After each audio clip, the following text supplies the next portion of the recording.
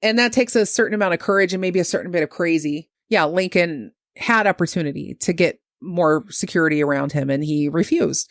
And even the fact that Booth's brother, Edwin, unwittingly saved the life of Lincoln's son, as we talked about, his son Robert, months before the assassination, it sort of adds to this notion that the stars of Lincoln and Booth were destined to cross. At least with when Kennedy was assassinated, we had no clue who this Oswald guy was. But when Lincoln was assassinated, it was Nicolas freaking Cage or the equivalent of it doing it. And so I'm trying to put people back in that surreal spot.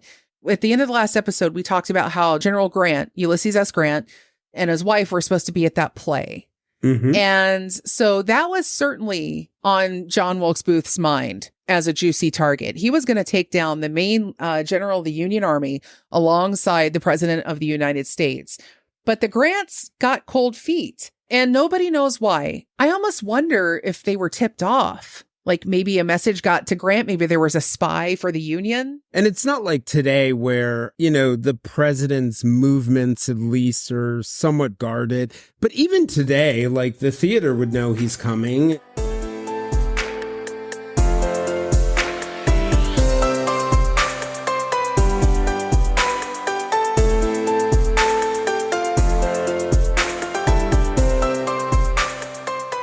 This is Jayson Blair, and this is the Silver Linings Handbook podcast bonus episode.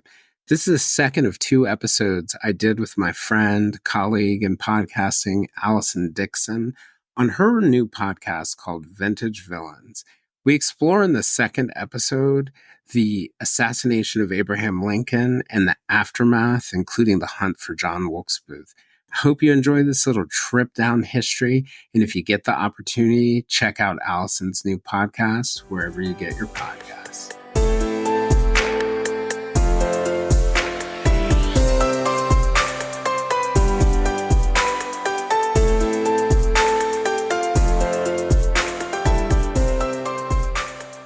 This week, we're traveling back to the year 1865 because we were only just getting started on last week's bad guy, John Wilkes Booth. If you missed that episode, you'll definitely want to go back and listen before continuing on, because now my friend Jayson Blair and I are dressed for a night at the theater, and we've also packed some extra gear because after Booth's final stage appearance, we're going to be tromping through some swamps and farmland on our escape from the cavalry.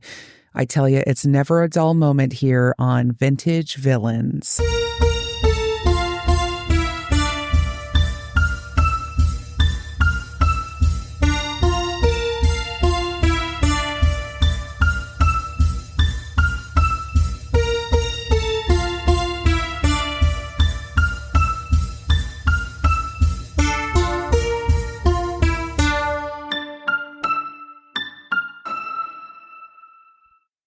I want to welcome back my amazing guest from last week, Mr. Jayson Blair, Marylander, man of Virginia. By birth, but Southern by the grace of God. There you go. There you go. Absolutely. And, I always feel like I have a foot in the North and a foot in the South as well. So, well, you're from Ohio, so it is really unclear. Yeah. Oh, it's very clear, especially in Southwest Ohio. Well, and it's an interesting thing about Ohio. If you think of like the Western states, what were then the Western states, that's what the whole fight was over, right? Like what the Kansas-Nebraska Act, was the Western expansion going to be pro-slavery or was it going to be pro-abolitionist? And what that was really about was not about spreading slavery. It was about like, which way are these people going to vote?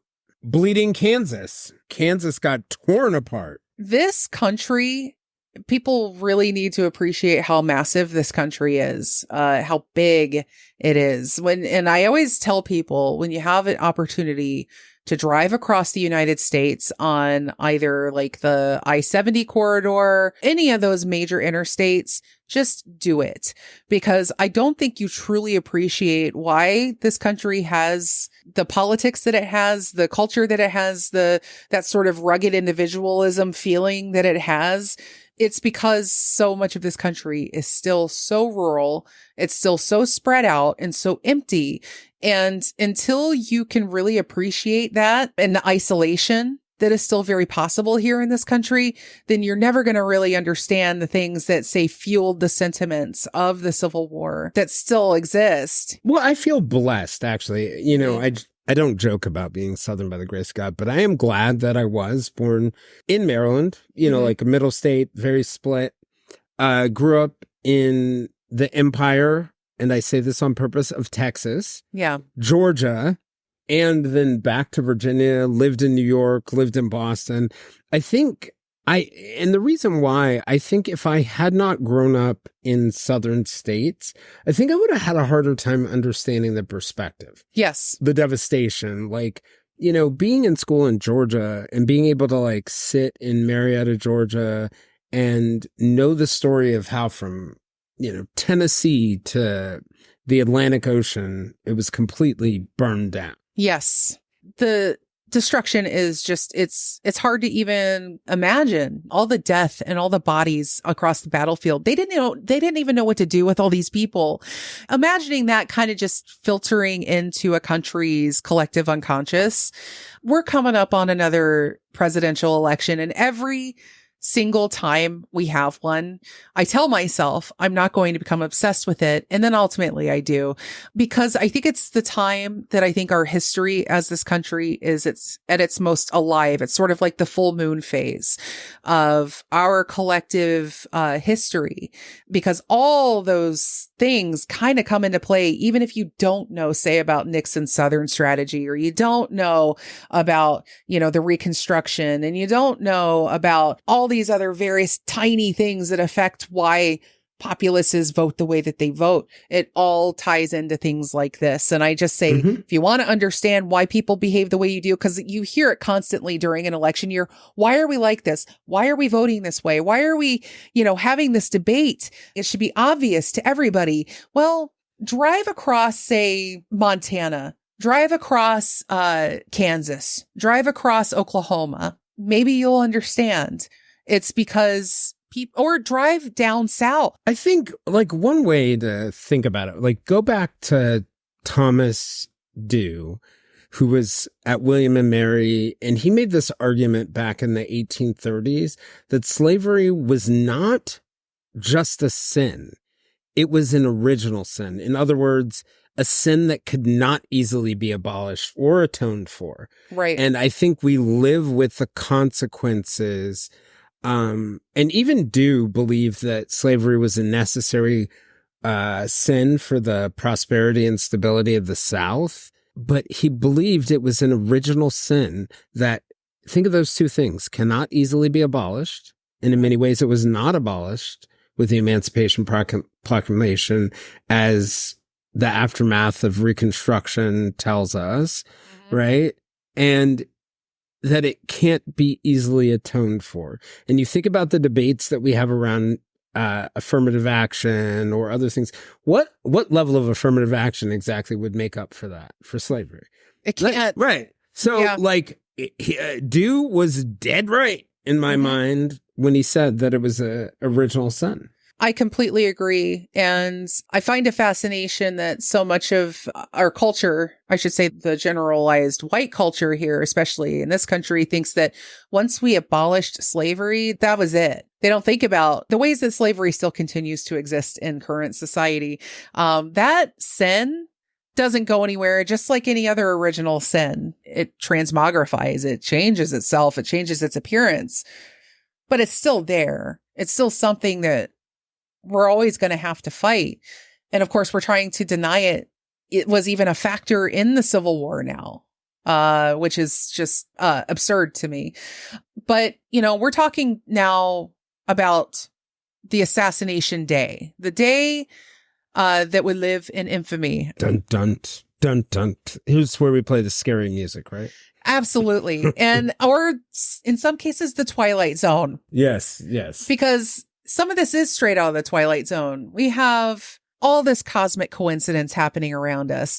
And a lot of this has become the stuff of urban legend, especially as it relates to President John F. Kennedy, who would be assassinated himself nearly a century later. And I don't know, you've probably heard some of these coincidences between Kennedy and Lincoln. I know I heard a bunch growing up, and I have a small list here. Listen to some of this. Both Kennedy and Lincoln were elected to Congress in 46. Lincoln was elected in 1846 from Illinois, and Kennedy was elected in 1946 from Massachusetts. Both were elected to the presidency in 60. Lincoln in 1860 and Kennedy in 1960. Both were concerned with civil rights, with Lincoln feeling strongly about freed slaves and the Emancipation Proclamation, Kennedy being concerned with racial equality and the first to propose what would become the 1964 Civil Rights Act. Both married in their 30s to women who were in their 20s. Both were shot on a Friday. Lincoln was shot on a Good Friday, April 14th, 1865, and Kennedy was shot on Friday, November 22nd, 1963. Both were shot in the head. Both of the president's successors were named Johnson. Lincoln was succeeded by Andrew Johnson and Kennedy by Lyndon B. Johnson. Both were succeeded by Southerners, Andrew Johnson from Tennessee, Lyndon Johnson from Texas. Both were born in an 08 year. Johnson born in 1808 and Lyndon in 1908. Both assassins, John Wilkes Booth and Lee Harvey Oswald. This isn't much of a distinction here. I should have taken this one off the list. They're both known by their three names. All assassins are. Yes. Most infamous murders are, because you have to make it as unique as possible. Distinction. And each assassin's full name is composed of 15 letters for you numerologists out there. You're missing the best one. Oh, what's that? Kennedy's secretary. Uh-huh. Her last name was Lincoln, and Lincoln's secretary's last name was Kennedy, because it's Evelyn Lincoln was, I believe, Kennedy's secretary, and then I can't remember. I actually looked this up, and it is true that Kennedy's secretary had Lincoln, but I can't remember if it was true for Lincoln, like for the other way around. But again, that is another coincidence. Oh, yes, that's right. That was an urban legend. You're right. Or not urban legend. That was a myth, because I realized his secretaries, because we know from this part of the story, he had two secretaries and they were both men. What's really interesting too in both of these cases is that both assassins were killed before they could be tried. And it's true, they were both, of course, wartime presidents facing a lot of challenges and ire from both major parties. And there are also reports, we're done with the coincidences here and we're going to move on to something a little more supernatural feeling, but this is pretty well documented. There were reports that Lincoln had premonitions about his own death in the days leading up to it. He told people about a dream he had walking into a funeral happening in the White House and the attendees telling him that the president had been assassinated. And according to even Wikipedia, Lincoln told his cabinet that he dreamed of being on a singular and indescribable vessel that was moving with great rapidity toward a dark and indefinite shore, and that he had the same dream before nearly every great and important event of the war. And so when you consider that his assassination would pretty much be a capstone on this war. But was it, though? Have we finished the Civil War? No, you're right. I will say, though, it's like, okay. I would say it was a chapter change. A chapter change. Thank you very much. That's a good one. Part 2. But some might say this is supernatural, but I would also say that logically, Lincoln had a lot of reasons to believe he was in danger of being killed. There had already been 2 previous attempts on his life. One that we had mentioned before, that was foiled by the Pinkerton Detective Agency. I will have the link actually to the episode I did about the Pinkerton Agency in my show notes. But, he was shot at all the time. So was Grant. Have you ever heard the story about Grant being shot at, where he was giving a speech and literally someone was shot right beside him and he just kept on giving his speech? Oh my God. I can't think of a bigger badass, honestly. Interesting time. He apparently, people say he didn't even turn to look. I could believe it. I honestly could believe it. I think if you're going to be the general of either side of this war, I don't know a lot about Robert E. Lee's personality, to be honest. But I also imagine he probably. There's a lot of debate about that. Oh, there's really? a lot of historical debate. Yeah. Oh, yeah. It's kind of interesting. It's an interesting historical debate about his personality. I mean, when I was going to school, it was a very much Southern gentleman The belief that he wasn't too hard pro-slavery. Or that he also wanted to surrender and not be memorialized. I think that was, thrown in there too. And then there's another side of him where there were some acts of brutality that were really, way out there in the sense that like we normally would associate with Custer or other people like that, or who's the guy? Nathaniel Bedford Forrest, cavalry raid, and right. So like people are complicated, and that's that's true of all of us. But it's really hard to, when you look into history, and this is one of the neat things about history as opposed to modern times, and part of what I love about this podcast idea is that the idea behind this podcast is essentially like history allows you to sort the first drafts, and you begin to realize that everybody's a little bit more complicated than you thought. And I will say, in my own doing research on things like this, I have noticed a distinct difference between if you read a book about a big historical event, if you read the books that happen closer to that event in terms of time, the lens is so much more distorted than, say, if you read one a little bit after. You find this distinction a lot in the study of, say, Jim Jones, the cult leader. David Koresh is another example. The original book, the Road to Jonestown, I think it was the first one. Raven, I think I'm probably reversing those two, but the one that was written much later, about 10 or 15 years later, way better. When you're too close to it, you're not going to see, you need to zoom out. When a traumatic event happens, we want simplified narratives, and then over time, and there are upsides and downsides to it, because sometimes the wrong idea wins over time, or the incorrect thing. But the great thing about history is eventually it tends to ferret out the truth. Yes. It may go through many different revisions, but it tends to ferret out the truth. It's a lot like science in its own way. Views of Columbus are another great example, right? Yes. Now, and I know this isn't everyone, but many people view Columbus as like a hero for finding the Americas, and others view him as a genocidal maniac. Yeah. And perhaps he was both. Yeah. I don't know hero, but Booth, less complicated. Much less so.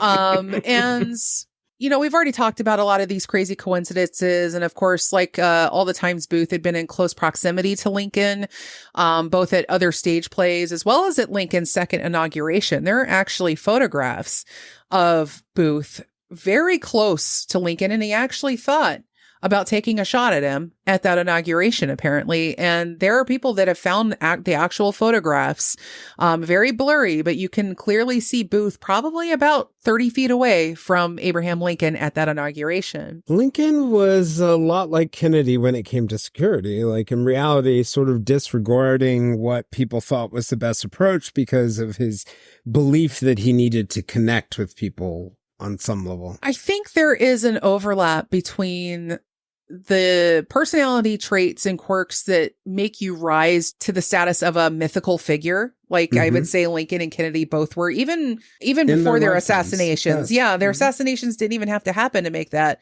a thing. But I think there's an overlap between that and sort of the cavalier attitude of maybe not taking your own safety seriously.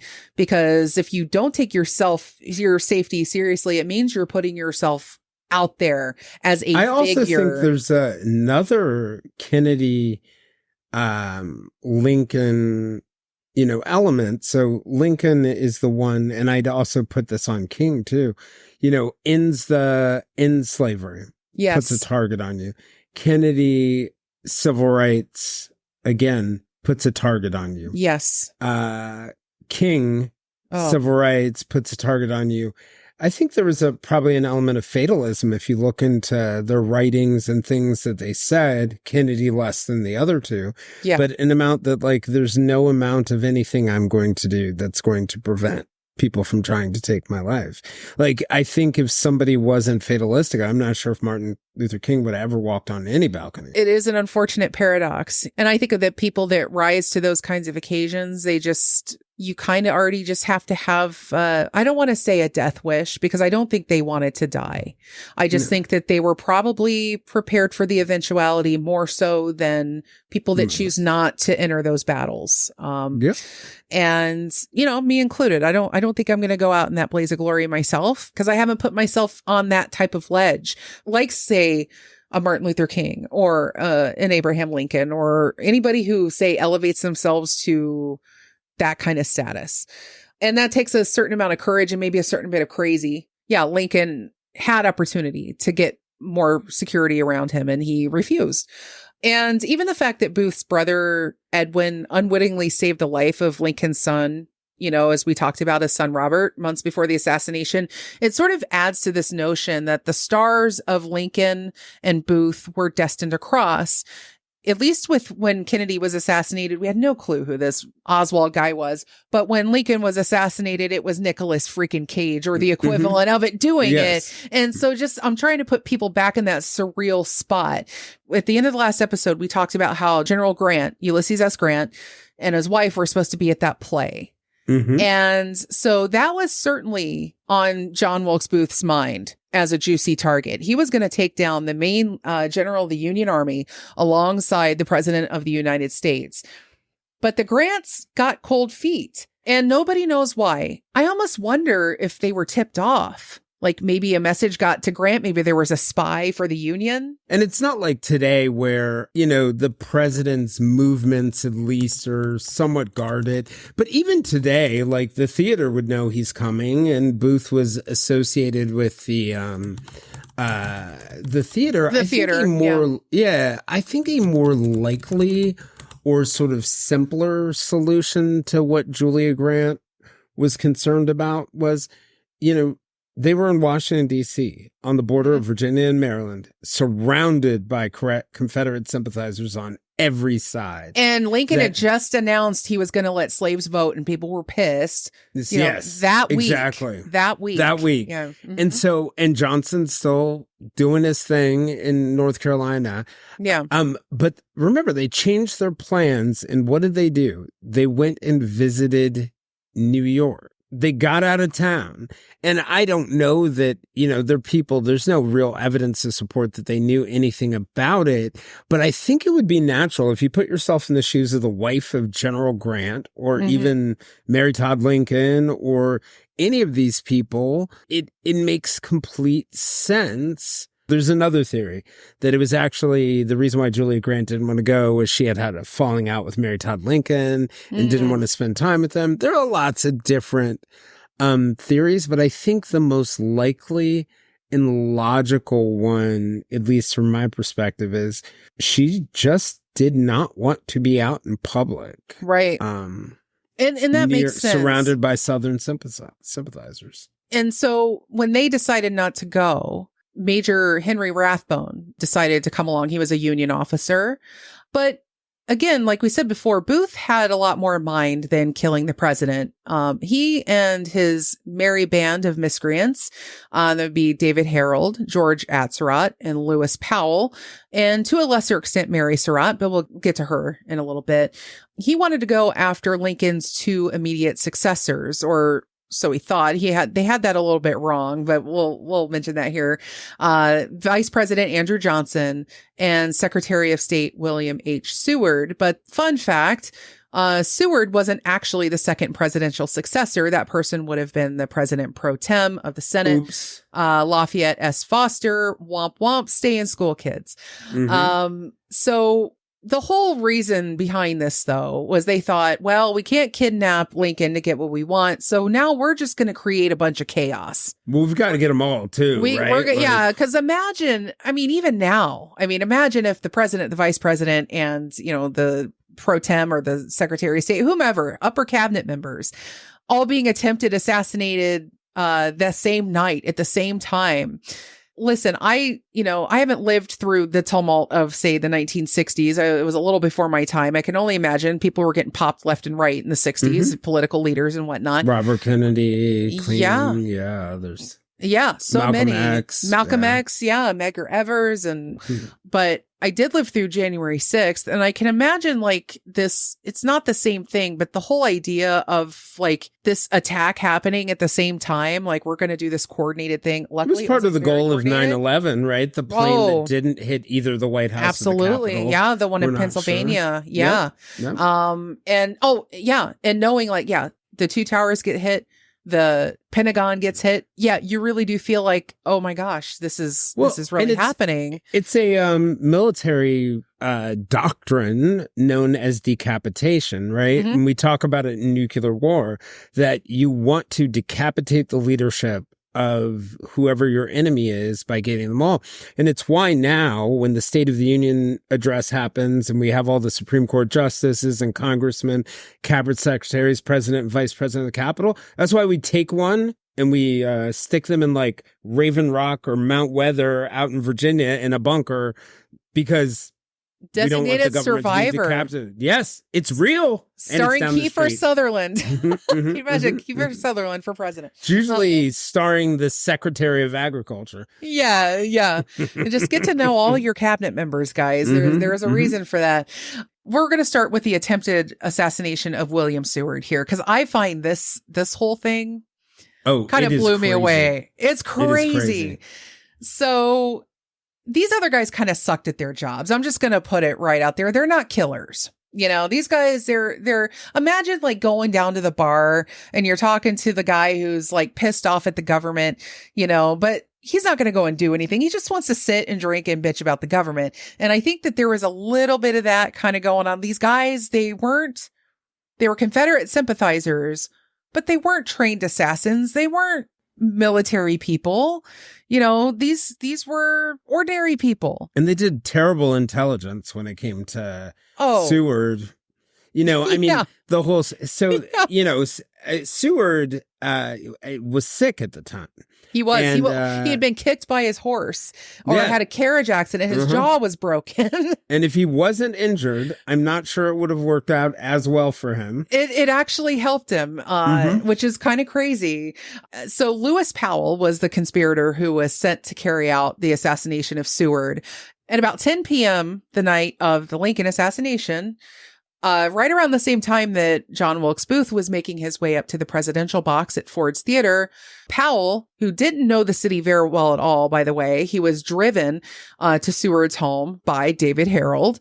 He gained entry into Seward's home under the guise of delivering him medicine, but instead Powell was carrying a revolver and a Bowie knife. And Seward's servant, William Bell, and his adult children, Frederick, August, and Fanny, as well as a soldier assigned to guard Seward, they were all at the house. So I love this whole part of the story where, Powell comes to the door. Harold's got both their horses in the yard. He comes up and presents the medicine for Seward. His plan is, I'm going to take it up to Seward's bedroom. On what planet would anyone think that is what's going to happen? And that's the funny thing is, they're going like, who the hell is this guy? But he did get into the house. Yes. I guess he insisted enough, and he gets up the stairs and they're asking him more questions. They're like, who the hell are you? They're not pointing out where Seward's room was. It seemed like Powell was starting to get spooked though by the whole thing. And let's be clear, these conspirators, they were really into just the kidnapping plot, but I don't think they would have done very well at that either. It would have been like Fargo, where they're trying to kidnap this woman and they end up knocking her down the stairs and killing her. But Booth flipped the switch to murder, so it took a lot of the wind out of their sails. And that probably made a huge difference into how they had to pull this off. But Seward's daughter, Fanny, she'd been sitting with her father, and so she goes and opens the bedroom door, which then lets Powell know where the bedroom is. But she was way more quick-witted than anyone else. So she saw the gun, or might have even seen maybe beads of nervous sweat on Powell's face, whatever it was. But she immediately slammed the door shut. And then Powell pulls his revolver, aims it at Frederick's head, and pulls the trigger. But the pistol misfired. PSA, clean your guns. Absolutely. Especially these guns at this time. Before you go into an assassination, let me tell you, clean your weapon. The butler, by this point, I think he had already run away to get help. And Powell then pistol whipped Frederick, knocking him unconscious. So he draws out his Bowie knife and waits for Fanny to open the bedroom door. And eventually she does, just like that classic horror movie character that we know shouldn't do the thing. She does With it anyway. With the after school special music playing. Yeah. So she opens the door and Powell shoves his way into the room, lunges at Seward with the knife. Only the neck bracelet he's wearing because of his broken jaw stops the knife from hitting any major arteries. Seward would survive this attack, although he got some scars on his face, though, and that was pretty cool. But by this point, others in the house arrived to Fanny's aid after hearing her screams, and Powell rushed out into the night. He did stab a messenger in the back on his way out of the house for whatever reason, probably just in his fight to get away. I think 8 people were injured in some way. Yeah. And then his ride abandoned him. So he was wandering around the city for the rest of the night. Oh, he's such a key character in this whole story. David Herold. Yeah. He leaves with both of their horses. Yeah. Because he hears screaming inside the house. Like, man, that is not what you do when you're like riding on the assassination. Dude, maybe you hide. You're on getaway. Maybe you had one job. His horse. Yes. You were like that guy in Ocean's 11 who had one job to do. Yeah. Yeah. And you can't even do that one job. And so that's failure number 1. And now we move on to the failed assassination attempt of VP Johnson. Now, this other member of our gang of ne'er-do-wells, we have a carriage repairman, George Atzerodt. He's a German immigrant and a sympathizer of the Confederacy. And he was given the task of taking out the vice president. Only unlike Powell, Atzerodt didn't even really attempt it. He found out that Johnson was staying at a DC hotel, the Kirkwood House. And he booked a room and then proceeded to hang out in the hotel bar, getting himself hammered. He needed that liquid courage, but he had a little too much, I think. He ended up wandering the streets of DC that night and dumped his knife in a sewer. And here's the twist of fate that ruined it for him.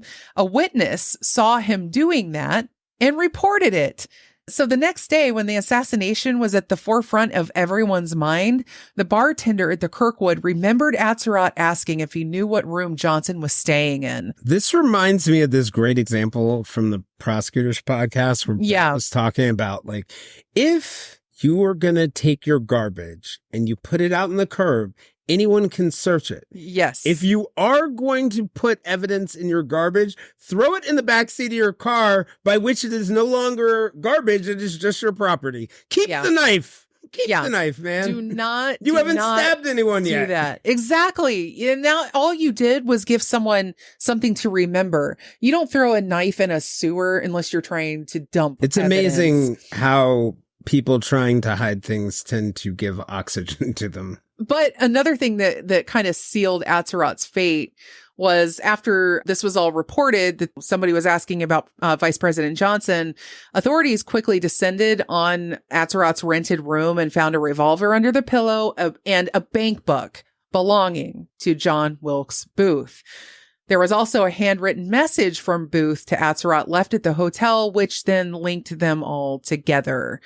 So they weren't very smart. They weren't very good at planning and executing, but they had gusto. Well, except for George. George didn't have that. But I do think to some extent Booth was pretty clever. Yes. Right? He was pretty clever. He was pretty creative. And I think as we walk through the assassination of Lincoln, you'll see a lot of his cleverness and his willingness to take risks and test limits come to play. That was it. He was a true believer. You know, Booth had talents that, like, almost, I wonder what would have happened if Booth had done the assassination without the rest of the cast of characters. I don't even know if he would have been caught. Because our buddy David comes back into the story again in shining glory. Although the one great way to keep a secret. What's that? Tell one other person and then kill them. Oh, that's exactly. That is it. That is your only way. I mean, because I mean, if Atzerodt had carried out the assassination of Seward, assuming he was successful at it and didn't leave any other incriminating evidence, then there wouldn't have been a witness to a dumped knife in a sewer that would have led to the hotel room. Yada, you know what I mean? There's a lot of ifs going on here, but I think that if he had just simply done what he was supposed to do, they probably would have fared better. But it was just all very hastily planned by people that I think were so caught up in their passions and in their fear and in their anger that it impeded the parts of your frontal lobe that are supposed to help you plan and help you foresee various outcomes. That's the problem with political assassins. Ultimately, it's not like Hollywood portrays these sort of cool, calm, collected, John Cusack looking motherfuckers out there assassinating the president of Paraguay with a fork. Most of the time, I think you are driven to the brink and over a cliff by the time you get to the point where you're saying, I am literally going to assassinate a president. And that, I think, precludes your success to a certain extent. It happened with Oswald. He got caught pretty much immediately, as did Booth, mostly. He got caught. And then, the other presidential assassins, I think, were killed on sight. Can't remember what happened with McKinley and Garfield's assassins, but I think they too were also quickly dispatched. So I don't think that there's not a good track record. But now we're to the big event here, because this is the one that actually came to fruition. We had 3 murders planned. Only one would succeed. And of course, it had to be the most consequential one. And also, step back here for a second. None of any of these events is happening if Booth doesn't happen to overhear a conversation about Lincoln and Grant being there that night. Exactly. Not the Seward thing, not any of this. So these guys did pull it together somewhat quickly. Yes, I completely agree. And when Booth learned that Lincoln was attending the showing of Our American Cousin at the theater, he knew he was in luck. He not only knew the play very well, he had performed in it at one point. But that theater was a regular hangout for him. So it wasn't going to be unusual to see him lingering around the place that night. So we should also be clear, security detail around American presidents at that time, even despite having multiple assassination attempts under Lincoln's belt, was sparse. There was no real Secret Service at this time. While it had been established in 1865, it was only to scout out counterfeit currency. Right. And that's still a big part of their job. Yep. It wouldn't be until, though, 40 years later, in 1902, that the Secret Service would undertake the duty of protecting the POTUS full time. Well, and think about right now, if you've ever been involved in a presidential visit, days before advanced teams are landing. Yes. They are like changing the way windows are. They are like clearing out places. They are securing whole sections and not letting people enter for days. Yeah. But in this situation, John Wilkes Booth, a couple hours before Lincoln's there, is able to sneak in and manipulate the lock. Yes. To the presidential booth. So we're talking like no advance, no regular security, I suspect we've learned a lot of lessons from these assassinations. That's why we see what we see today. And it's amazing that everything that we did learn. We learned slow. We should have learned after this. We kind of had to relearn it after Kennedy. Mm-hmm. And, that was nearly a century later. I think by that point we're thinking, no, because I think McKinley was assassinated, wasn't that early 1900s? So again, we already had another assassinated president, and that again happened at another crowded event.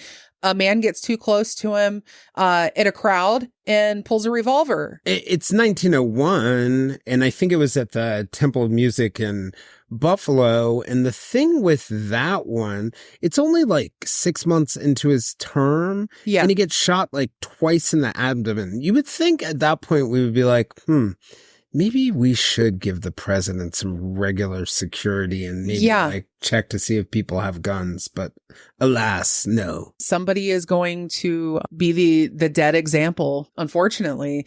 But in the time of Lincoln, properly guarding him was always going to be a challenge. And it had less to do with the conventions of the time and actually more to do with the cavalier and stubborn attitude of the man himself. He hated being accompanied by too many people. He liked to go walking alone at night. He liked to go riding horses by himself. He wanted minimal intrusions on his privacy. Look, I can totally relate. This is why I'll never be president. There was military escort regularly assigned to him, but he wanted little to do with it. And this is all despite the multiple threats and attempts on his life. And this sounds eerily similar to the circumstances of the JFK death. He traveled to campaign in Dallas, Texas, despite the media down in Dallas literally putting a target on his back. I mean, they did not like him at all down there. And so he goes. His secretary, Lincoln, yeah, actually said she didn't think he should go. Yeah, but he decided to go. And he also still refused to ride in that convertible through Dealey Plaza with the top up, despite security begging him. Security was begging this man, please put the top up on this convertible. And it's part of the reason why the Secret Service can now say, no, we won't do that. They have to, because a lot of the times these, again, mythical type figures that think they're meant to be in this spot at this time, in this place, they have to be talked down a little bit. In late 1864, the government appointed a small security detail to guard the president that consisted all of 4 local policemen. And I want to talk about one of those policemen because he's an interesting guy. And honestly, he's the guy that sort of in the story of Jesus, it wasn't Pontius Pilate. Who was the one that fell asleep and the Roman guards came in and took Jesus away? The one that fell asleep. That's kind of what happened here. On that night, Lincoln only had 1 guard on duty. 1. And that was a policeman named John Frederick Parker. And he was a local DC police officer. Yes. And in a story that's full of fascinating subplots, the Ballad of the Hapless John Frederick Parker is one we really don't want to pass up. And you'd think being one of the 4 policemen selected to guard the President of the United States would be a distinct honor, reserved only for the best of the best. But you'd be wrong, my friend. Because if I'm the local police department, protecting the president isn't on the top of my priority list. Oh, hell no. Why? I need my drunks. Yeah, Parker was, to put it kindly, a complete dunce. He'd been written up by his superiors multiple times for working while intoxicated, visiting sex workers, and sleeping on streetcars while on duty. Yet, rather than being fired, he was promoted to the presidential detail, whereupon he proceeded to act pretty much the same way. The night of the assassination, he was 3 hours late, relieving the previous guard of his duty. After accompanying the president and Mrs. Lincoln to the theater, he assumed his post at the door outside the presidential box. Only he wanted to watch the play, because that's what you do when you're a security guard. So he wanders off and finds a seat to watch the show. But then the intermission comes, and he decides to join Lincoln's carriage driver in the neighboring saloon for some drinks. The same saloon, mind you, that Booth himself also spent a great deal of time in drinking during the first half of the show, trying to work up his own courage. But no one knows for sure if Parker returned to the theater after the intermission that night. But regardless, there was no one standing guard when Booth entered the presidential box during the part of the play that the audience would have been reacting most loudly. Because that was part of the plan. John Wilkes Booth knows the play, and he knows when people are going to be cracking up. But remember, because John Wilkes Booth was both a famous actor and very familiar with the play, he knew the key moment to fire his shot. Furthermore, many theorize that even if Parker had been at his proper post that night, it probably wouldn't have made much difference, because due to Booth's status, it's very likely that Parker would have actually let him in to pay his respects to the president. Like, hey, if Nicolas Cage just shows up and says, hey, I want to hang with Biden, maybe even they would be like, yeah, sure, let him in. What's Nicolas Cage going to do? Well, and at the end of the day, Booth had a gun and a knife, and there was no way for Lincoln to get away. Right. It was, by this point, it's too foregone. Late. If there had been a guard there, maybe if Grant had been there, I don't know. Maybe if it would have taken, if there had been a real Secret Service or a guard contingent there, like 7 or 8 of them, maybe. Yeah. But at that point, there's still a naivete at work. Like, this is a celebrity. He's not going to hurt anybody.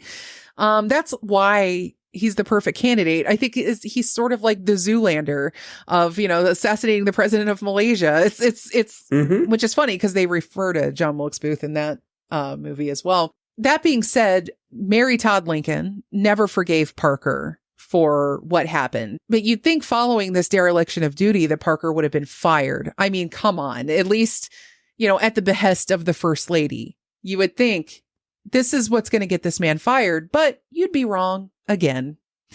He actually remained part of the security detail that protected Mrs. Lincoln before she returned home to Illinois. Then he remained on the Metropolitan Police Force for a few more years after, until 1868, when he was finally let go after falling asleep on the job again. And then he went into carpentry, which probably should have been his main line of work to begin with. Yeah. Who knows? He died in 1890 and is currently buried in an unmarked grave in Glenwood Cemetery, which is situated on Lincoln Road. His role in the events of that day has largely been lost to history. So that's one reason I felt like I had to bring it up here, because this is, again, another one of those players that, had they maybe been awake that night or maybe been on duty like they were supposed to be, who knows what would have happened. So after Booth gathered up his nerve in the saloon, he began making his way to Ford's Theater, entering through the front door at 10:10 p.m. at the same moment that Lewis Powell was attempting to stab William Seward and George Atzerodt had given up on his plan to murder the vice president. Because everyone knew him, Booth's passage through the theater was easy. And when he presented his calling card to the usher to be allowed upstairs to the presidential box, he was easily allowed to gain entry. He was prepared to take out a guard and brace the door shut behind him. And that's the thing. He was carrying weaponry to take out guards that were standing in his way. We already know what happened with the guard. But once he was in Lincoln's booth, he barricaded the door behind him, pulled out his single-shot Derringer. Again, this is a one-shot gun. It's like that Eminem song that Obama listened to, where it's got like one shot. Here's your one shot, right? Yep, you gotta have one shot to not miss your chance. Oh man, I'm gonna have that song in my head. What's in my life? Lose yourself. Yes, lose yourself. Love it. But he barricaded the door, pulls out his single-shot 44 caliber gun, known as a pocket cannon, and waited for the right line. He knew the play by heart, so this was all planned down to the moment. At around 10:15, actor Harry Hawk uttered the line that would bring the house down with laughter.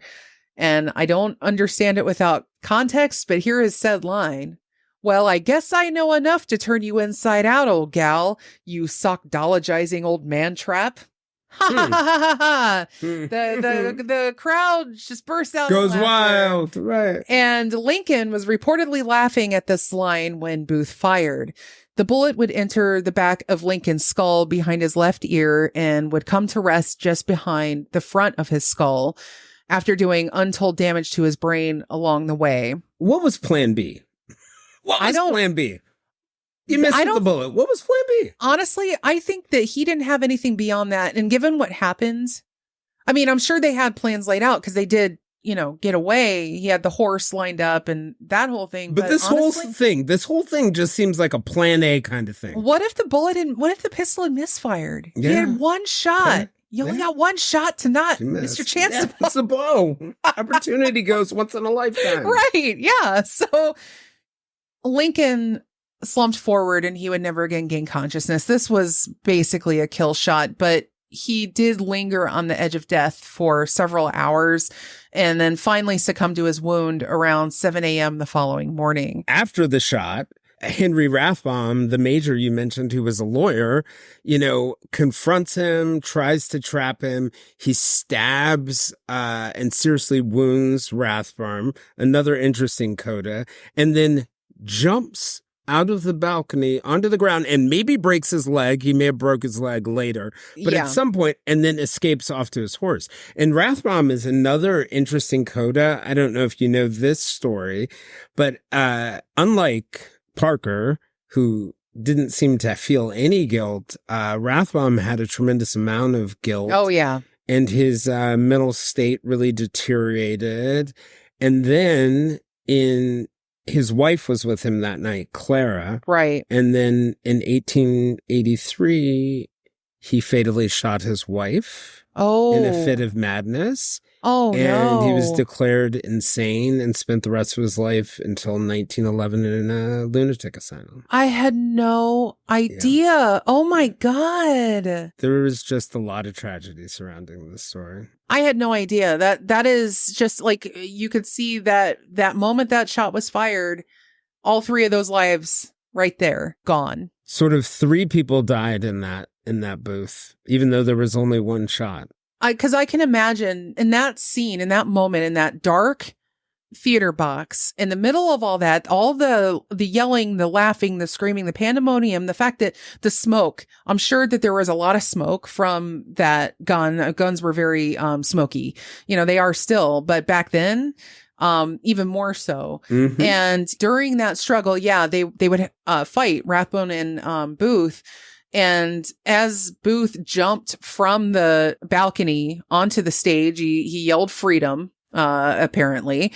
I think that was according to Rathbone himself. There's a lot of debate. Like, some people say he yelled Semper Tyrannis. Some people Sic say Semper there's lots of Tyrannis. debate. There's a lot of debate. I think they said the most witnesses claimed to hear Sic Semper Tyrannis whenever he landed, thus always to tyrants. That's what that means in Latin. And again, the symbol, like we said in the last episode, the phrase is on the Virginia flag. Right. And, there's some debate as to whether those are the words, but this appears to be the consensus. Some people thought they heard the South is avenged or the South shall be free. Either way, again, imagine this is Nicolas Cage. Just again, to get the truly bizarre flavor. Very dramatic. Of what's happening here. Booth then quickly exited the theater through a side door. On his way out, he stabbed the orchestra conductor and ran for a horse that he'd already arranged to have waiting for him, also stabbing the man who brought it here. So a bunch of people were killed or maimed that night. But now Booth is on the run. And this is where things take on a whole other level, because there is a lot of, like you said, there's a lot of farmland, right? So we're talking, if you see a map of DC, it's like at the time, it's a square, and you're headed sort of south along the Potomac River out to Maryland. You really are talking complete farmland once you get out of the city center at that point. Okay. So he quickly fled DC into Maryland, and there he rendezvoused with co-conspirator David Harold. And he's the one, remember, who drove Lewis Powell to Seward's house and then fled when he got spooked. Basically, he's a getaway driver. He's just not very good at it. But he had gathered all the supplies and weapons they'd collected and stored at Mary Surratt's boarding house. Remember, she was kind of part of that Confederate sympathizing circle that they all had. And there is a lot of debate as to her involvement, how deeply involved she was. She just owned the place. She probably let them store supplies and kind of conduct their business there. And she certainly had the sympathies her son certainly did. And he was a lot more active and a lot harder to catch when this all was said and done. I think the tough part for her was that even before it was identified, 2 witnesses who had been boarding there came forward and said that she had instructed them to have weapons and supplies readied for someone. One of the witnesses said it was Booth. One said for someone. But it's really unclear whether she knew of the plot or didn't know the plot, or whether that just had to do with other things. It's a tough one. More or less, despite only killing one of their 3 intended targets, there were several successful elements of the conspiracy that allowed Booth to get out of the area. And their first stop was a little ways into Maryland at the home of Samuel Mudd, whom we mentioned in the previous episode. He was a local doctor and an apparent acquaintance of Booth's, though it's not very clear that he was involved in any of the assassination plot. Because remember, again, up until the night of the assassination, this whole thing had been a kidnapping plot. Mm-hmm. And there's plenty of evidence to suggest that Mudd might have been part of that, but Booth had arranged provisions and liquor to be delivered to Mudd's house about 2 weeks prior to the assassination. So these guys, they're all they're buddies. They're chatting it up. They all have similar political ideologies, but it's not clear how deep all of these people were in Possible this, that Mudd, who was a Confederate sympathizer, sure, was just a local doctor that they knew, and Booth was injured. It's so hard to tell. Booth needed a doctor, whether he broke his leg jumping the stage or falling off his horse. I think that was another theory. He needed a doctor to set his leg, and they're traipsing through swampy forest at this point. And so after splinting Booth's leg and making him a crutch, Mudd allowed them to stay the night. And then he waited 24 hours before reporting it to the authorities. Mm-hmm. And that's kind of what sunk him a little bit, because despite actually having reported it, he was still arrested and charged with conspiracy, having escaped the death penalty by only a single vote. President Johnson would eventually pardon him in 1869, but Mudd was never able to have the charges fully expunged. There's a lot more about him, though, and I know you have a good bit, right? Of Mudd. I mean, did I kind of get the gist? Yeah. I think you did a great description of Mudd. I mean, he's complicated. He was a Confederate sympathizer. He was a doctor.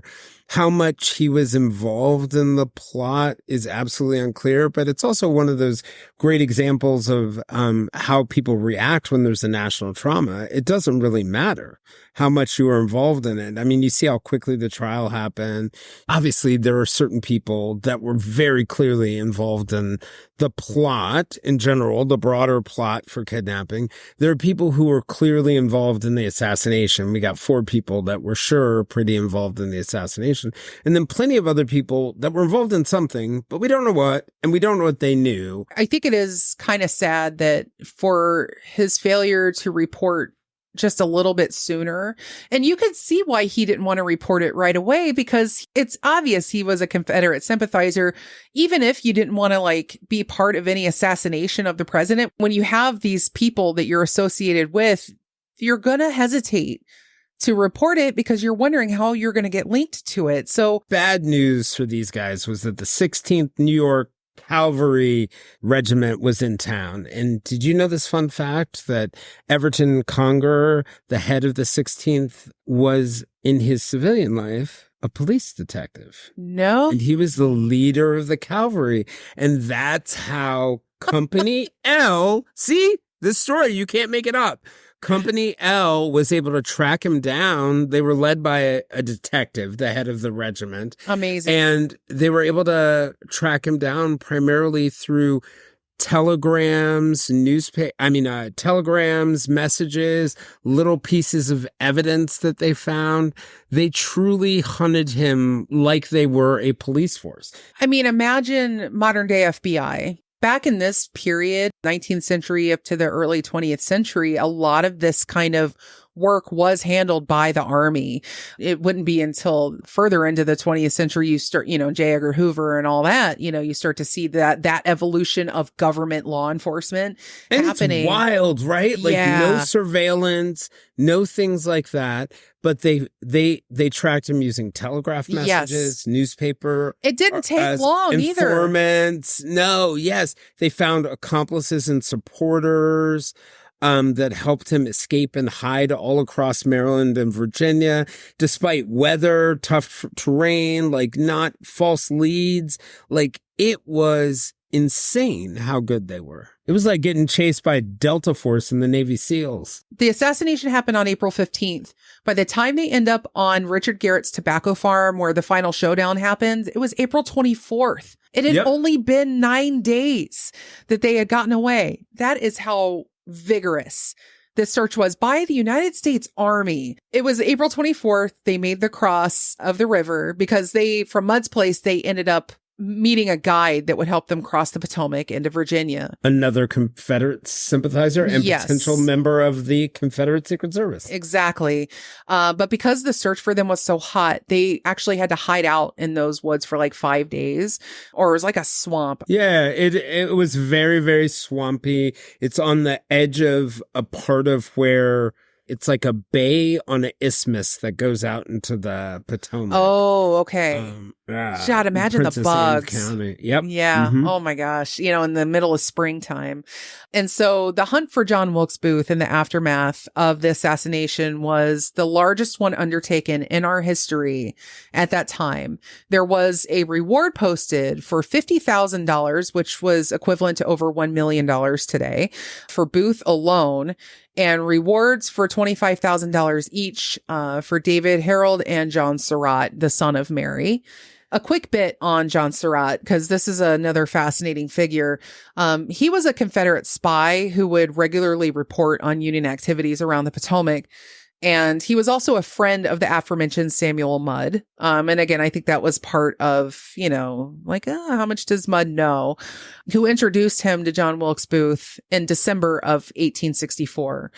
And they were going to nab the president on a planned trip to visit Union soldiers in a local DC hospital. And they were going to take him to Richmond, Virginia to bargain for the release of Confederate prisoners. However, Lincoln canceled those plans and the kidnapping was thwarted. And after the assassination, Surratt fled to Quebec and hid within the Roman Catholic Church. And he remained there when his mother, Mary, was captured, tried, and hanged for her role in the conspiracy. He would continue to use the church for cover, though, and he would serve in the papal regiment, actually, the Pope's army.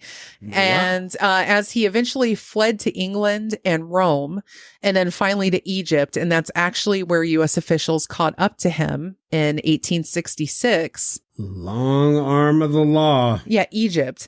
So once he was back in the United States, he could no longer be tried by military tribunal due to a landmark SCOTUS decision that made it unconstitutional to use military jurisdictions to try civilians. Until, of course, we tried to do it again during the War on Terror. Yes. Proving one of your other points. Yes. Jose Padilla.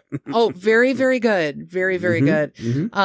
By the time Surratt was put on trial, most of his charges had expired under the statute of limitations, and there wasn't enough to get him on murder, as no one could link him directly to the conspiracy of the assassination. So a jury found him not guilty, 8-4.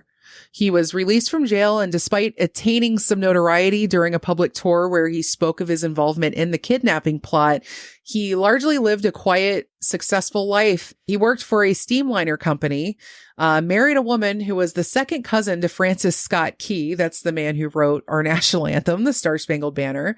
He had 7 kids and died of pneumonia at the age of 72. So this is, of all the conspirators, he had the happiest ending. Yes, the best ending. So, speaking of which, if we roll back to the actual assassination. Yeah. Right? So the night of the assassination, you've got Booth escaping from Ford Theater on his horse.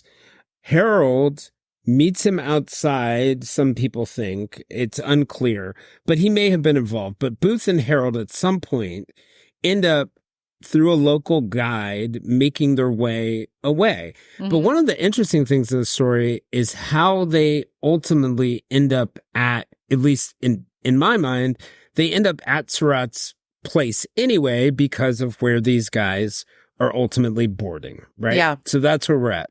So in this grand plan of theirs, where they're all connected, and there's no way for them to know whether any of the others were successful, because it's not like we got walkie-talkies or cell phones. Booth goes from Ford's Theater to Surratt's Tavern, right? And that's the same night, picks up some weapons. Then he goes to Mudd's house the next day, has his legs set. Then from there, they go to Samuel Cox's house, all headed further south. They wanted help from him. Cox supposedly had not heard that Lincoln had been assassinated by that point. Then they get to the point where they stay in the woods because the newspapers hadn't made it down. But my favorite part of this dumb story is that they stay in the woods for 5 days. Yeah. They're on Pope's Creek. They're able to get the boat that had been hidden, right, by a Confederate sympathizer, who also did not know Lincoln was assassinated, supposedly. And they go into the water and they make the cross into Virginia because they want to get to Southern sympathies. But what do? They go upstream the Potomac and cross right back into Maryland. Oh my God. Mistakenly traveling. So it's April 22nd, and they've stayed in the woods for 5 days to mistakenly boat back to Maryland. You know, it's amazing how much consequential history hinges on not getting the right directions to a place. It would have been so hard for them to catch him otherwise. Right. It really, really, really, really, really, really would have been difficult if they had not made that mistake. Fate is having its way with these people. And no, there are no winners in this battle between at least John Wilkes Booth and Abraham Lincoln. And with thousands of like feds and civilians out, and when I say feds, I mean army, out hunting for Booth and these other people, their capture was pretty inevitable. So the cavalry is making its way down, right, from Mud to Cox to the swampy area where they are. They've gone upriver in the wrong direction back to Maryland. And then this is another one of my favorite parts of the whole story. They end up at the house of this guy named it's the Colonel Garrett. John Hughes. Oh, yeah. Okay. Yeah, this is before we get to the farm. This is when this is their second trip. So they end up in his house. You know, they've got whatever yada yada. So it's like 9 miles upriver in Maryland. Whatever yada yada they're saying. You know, Hughes and his son give him a small unused house to stay in. And Booth brings out his diary at this point. Because during this entire trip, some of the best evidence we have is John Wilkes Booth's diary. And he writes about how he had been hunted by a dog, like a dog, was in despair, and he was baffled by the fact that he was being looked upon as a, quote, common cutthroat for his actions. I kid you not. That is what the diary says. He really thought he was a hero, that he was going to be lauded as a hero. This kind of shows the delusion that he was under by this point. I mean, when you make that decision to go from kidnapping to murder, kidnap somebody, you've already thrown logic out the window. It's just that you're heading to these increasingly unstable energy levels. And, you know, so yeah, by the time that they make it to this farm, what's interesting about all of this is despite all the traveling, all the fleeing, all the attempts to avert and, you know, all the people hunting them, they didn't get more than 20 miles away from DC. So in all of this, they're still in town. I mean, they're still right across the river. So the interesting part of it is, so after they leave Hughes' home and they then successfully cross the Potomac, where right now there's actually a naval base. They lucked out. It was just like a best place to possibly be. There was not a naval base then. Wow. It's Dahlgren. But they cross and they get to Lucas Farm, which is the farm that they visit on the 23rd, and they sleep in a cabin on Lucas Farm. So that now the cavalry is like hot behind them. Their informants are starting to find out about the assassination, and so now people are actually giving them up, right? Yeah. But the folks on the Virginia side still, we're only 20 miles away. So I just use this to say how slow media was then compared to what it is now. But they didn't even know about it at that time. And they were looking for this Southern sympathizer that was recommended to them. It's so hapless, this whole thing. Elizabeth Queensberry. And Thomas Jones, the one who had given them the boat in Maryland, the guy who was suspected of being a part of the Confederate Secret Service, is the one who sent them over. So they get to Elizabeth Queensberry's house, Confederate sympathizer. She says, "You can have food, but I'm not helping you."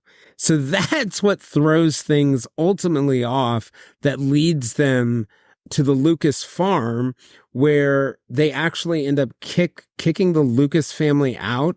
You know, to your point about like, look, if you're going to try and escape, maybe you shouldn't bring attention to yourself. Right. They kicked the family out of the house. Yeah. This is Harold and Booth. And, you know, all that does is bring more attention to them. The whole story of from when they flee to when Booth is killed could make a movie in and of itself. Just that part of the story.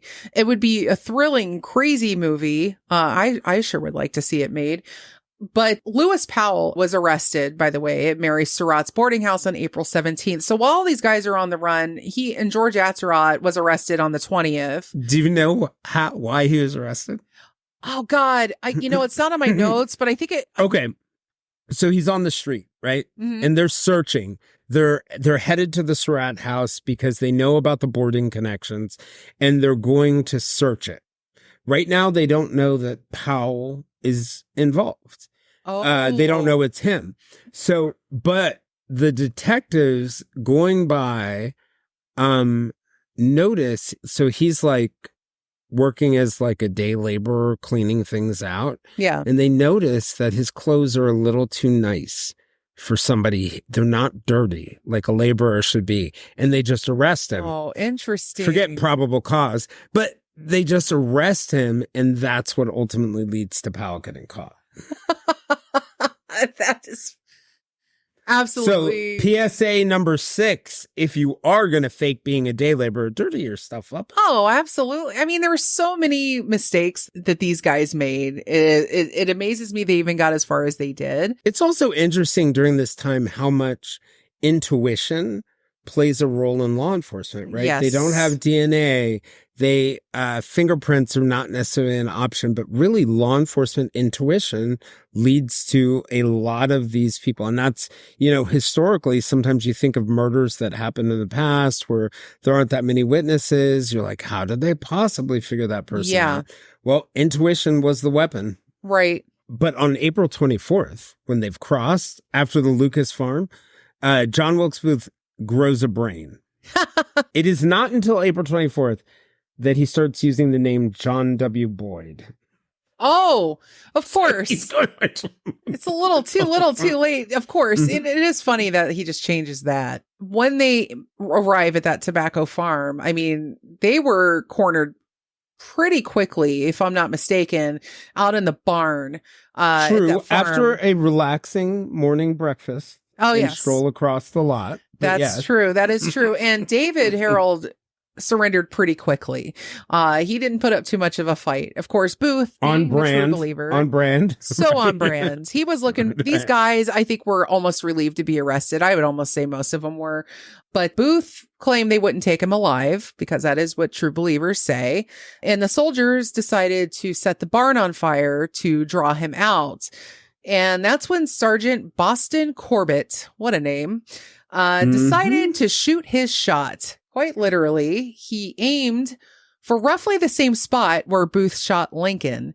Corbett hit Booth, however, about an inch below, and that severed Booth's spinal cord. And they carried him out of the barn, and Wilkes asked them to tell his mother he died for his country. He then asked the soldiers to hold his hands up to his face so that he could utter his final words, "Useless, useless." He slipped into unconsciousness and died on the Garrett farmhouse porch a couple hours later. A drama queen till the very end. Yes, and that's what I think. This was his great play. Yeah. But so here's another interesting thing about this whole piece of it. So when they went to the Garrett farm, they were followed by 2 former Confederate soldiers. Yeah. I think it was Mortimer Ruggles, and then, I don't know, it was Absalom, maybe Bainbridge. Yeah. And these 2 soldiers, right, they had just met them the day before, but what they served as were scouts. So they were paying attention to see if the Union Army was coming. Yeah. So they see the Union Army coming. They go and tell Booth, and they tell them that they're coming. It's almost like he wanted it to happen in some dramatic ending. Oh, I think if anything, when you said, or you asked a little bit ago if he had a plan B, I think his only plan was to be the star of his own play and to go out like a Shakespearean character in his own tragedy. You know, what I also find interesting is Sergeant Corbett, the one who fired the fatal shot. He was initially arrested for disobeying an order to capture Booth alive, believe it or not. But sanity actually prevailed in a time of insanity, and those charges were eventually dropped because the people hailed him as a hero. And it's like, great. Yeah, it would have been, I guess, okay to capture Booth alive, but I don't think he would have talked. I don't think he would have been of any value. Do you know what else Booth said before he did the whole raise hands thing? What's that? So dramatic. Such a drama queen. Tell my mother I die for my country. Oh my God. I wonder what his mother thought. It's a good question. I did try to figure that out to no avail. I know that Edwin was not too happy after Booth's death, and, in the aftermath of all this, scores of people were arrested, including many, tangential associates of the conspirators. Anybody who had even the slightest bit of contact with Booth or Harold during their flight. There was Louis J. Weichman. He was a boarder in the Surratt boarding house. Booth's brother, Junius, in Cincinnati at the time of the assassination was also questioned or arrested. The theater owner, John T. Ford, James Pumphrey, from whom Booth hired his horse, John M. Lloyd, the innkeeper who rented Mrs. Surratt's Maryland Tavern and gave Booth and Harold weapons and supplies the night of April 14th. Samuel Cox, whom you've mentioned, Thomas A. Jones, who helped Booth and Harold cross the Potomac. All were eventually released except for Samuel Arnold, George Atzerodt, David Harold, Samuel Mudd.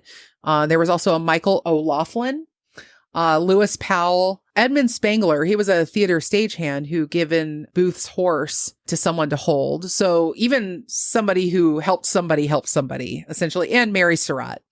And the prosecution was led by a U.S. Army Judge Advocate General Joseph Holt. Do you know where they kept them? So Surratt ended up in the old Capitol prison, which is the prison in the Capitol. And then eventually she was moved, I think, to the Washington Armory. But where they kept Atzerodt, Spangler, Arnold, and O'Loughlin was on the USS Sagas in the Anacostia River. They kept them there, and they also kept Powell there. Oh, wow. But then several others were also put on another ship that was there. I forget which I think it was the Montauk. Okay. And then, okay, so this is before the trial. Once Booth ends up dead, they plan to secretly bury his body, I think in D.C., I think at the old Capitol, but they bring his body and hold it with Samuel Mudd and Mary Surratt in the old Capitol prison. Oh, wow. And let me tell you about the old Capitol prison. It is not a big place. It is not bigger than, I don't know, maybe this room, the next room, and the bathroom. Yeah. So it was Surratt, Mudd, and Booth's body. Wow. Yep. And all of them, they get just held together there. Yep. It's now actually the site of the current Supreme Court building, if you're familiar with the area. Wow.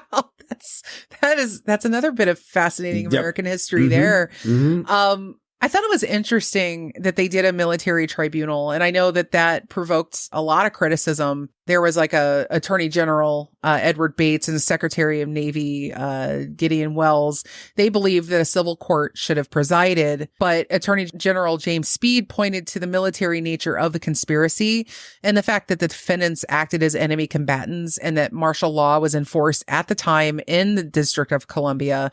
In 1866, in the Ex parte Milligan, the United States Supreme Court banned the use of military tribunals, though in civil proceedings, only a simple majority of the jury was required for a guilty verdict and a 2/3 for a death sentence.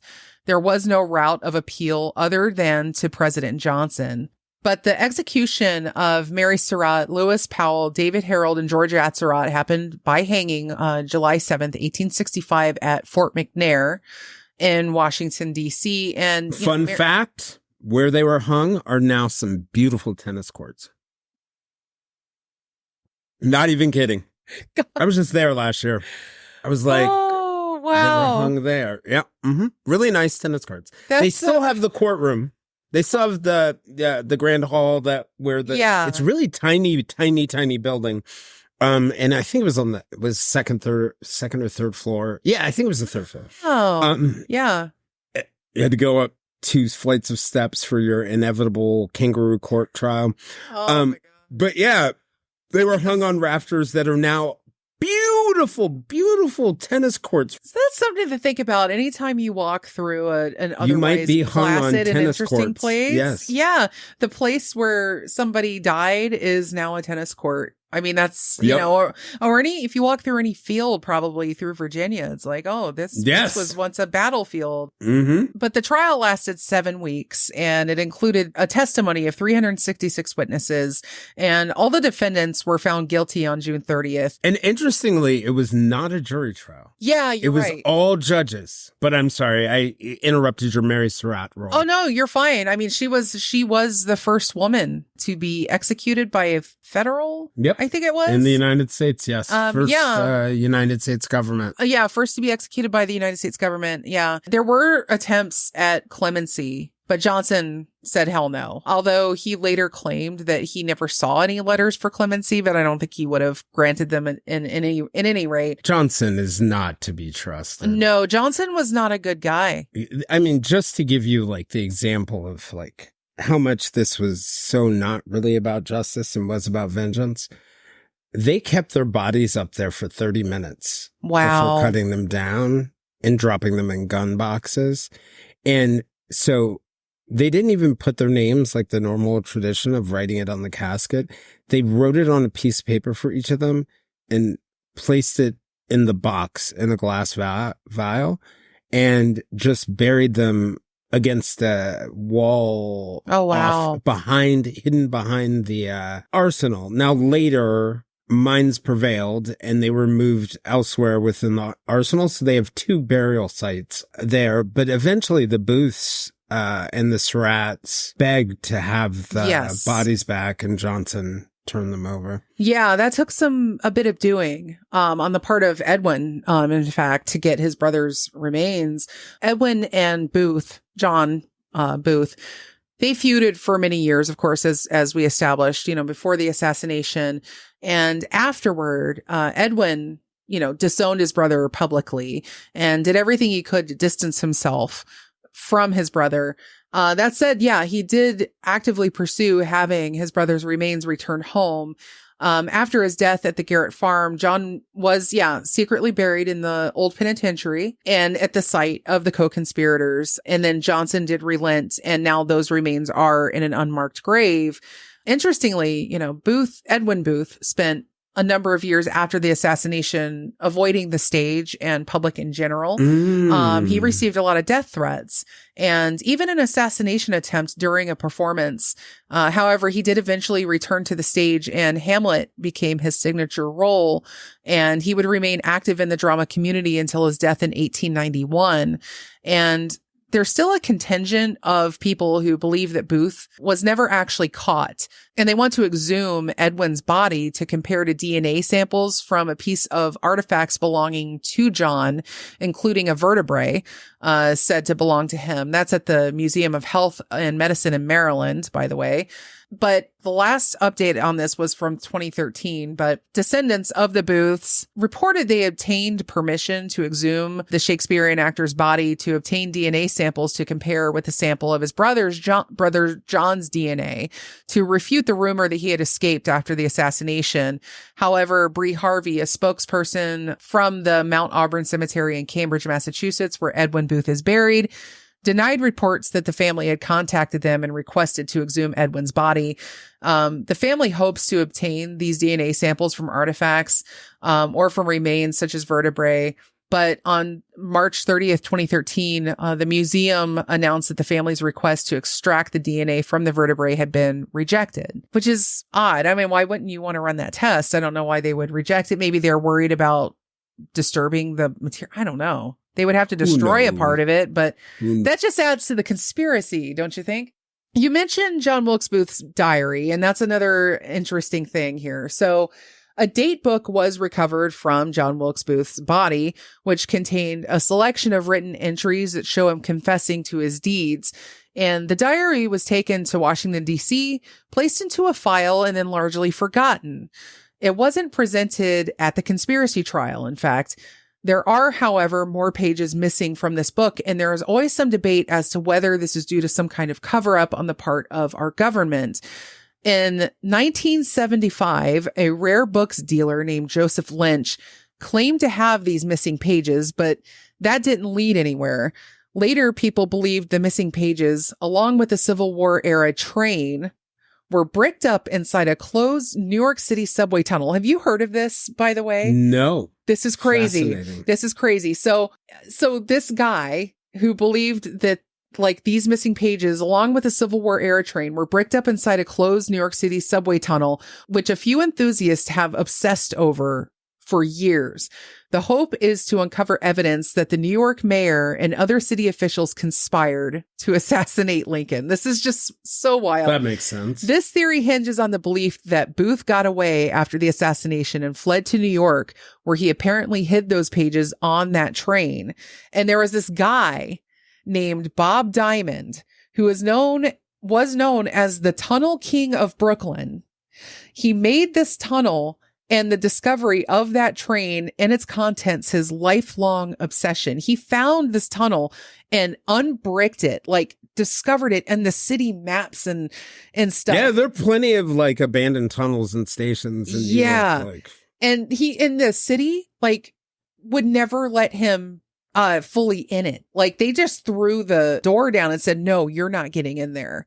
It was crazy. And there is a huge article on this in both the New York Times and Newsweek. I'll post the links in the show notes, but it is a hell of a rabbit hole, so to speak.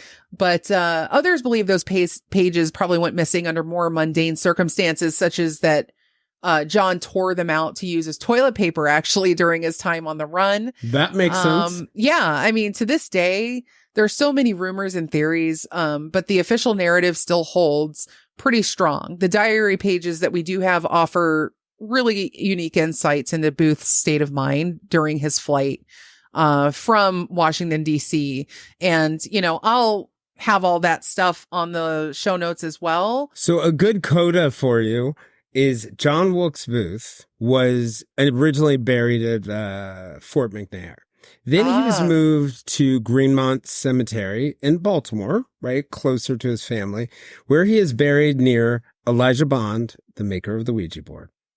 That is just an amazing way to come full circle, my friend, as we come to the end of this discussion of quite a vintage villain and really, especially when you consider the consequential history of the assassination of Abraham Lincoln and what that meant for the future of this country. And even if you think about the talented Booth family, just like looking at that as a microcosm, you had Asia, you were just saying Edwin stopped acting for a while. Asia, Booth Clark was a well-known writer who fled to England. Like it destroyed that family, which, you know, I kind of wonder whether like part of the whole Booth thing, he probably never, in my mind, my guess, never meant to get away. Yeah. Had a ton of resentment against his country, his family. And I just see the entire thing as a giant FU. FU for the North winning, FU family that never put me first, just FU for everyone. There were probably any number of small moves that could have been made to have prevented this. It's easy to look at it now, 100, some years later and, 150 years later and go, yeah, they should have done this. They should have done this, especially given what we know now and what we've lived through. It was still like a miracle. Oh, he pulled it off even then. It is a story that I think remains consequential to this day as we feel sort of like the frayed edges of the fabric sort of holding this republic together, perhaps more than ever. To know, though, that and this is why I study history, is that no matter how far back I look, I find that we are often the same humans. We're the same species. People say history doesn't repeat, it rhymes. No, I'm pretty sure it repeats. Oh, how true that is, my friend. And with that, I think this is a great time to bring this whole saga to a close. I want to thank Jayson Blair again for taking his time to lend his knowledge and expertise on the topic of John Wilkes Booth and the DC, Maryland area. He will definitely be back for more episodes in the future. Unlike John Wilkes Booth, I happen to have smart friends. And when you have smart friends, you keep them close. And if you want to hear more from Jayson, I cannot say enough about the quality of interviews he does with his guests over on his show, The Silver Linings Handbook. Do go check that out. And if you like what you heard here today, consider supporting the show over on Patreon, leaving a review over on Apple or Spotify, or even picking up some merch. It really helps grow the show and keeps the gears of this time machine turning freely. Also, stop on by the Vintage Villains Soiree. That's the Facebook discussion group where you can ask questions or make suggestions on future episodes. I'll have all those links to everything in the show notes. Meanwhile, I thank you so much for listening, and I'll see you next time in another century. Thanks for joining us for this Silver Linings Handbook podcast bonus episode. If you'd like to join us for more discussions with us and other listeners, we can be found on most social media platforms, including a listener-run Facebook group called the Silver Linings Fireside Chat. For deeper conversations with our guests and live conversations with other listeners, you can join us on our Patreon at www.patreon.com/The Silver Linings Handbook.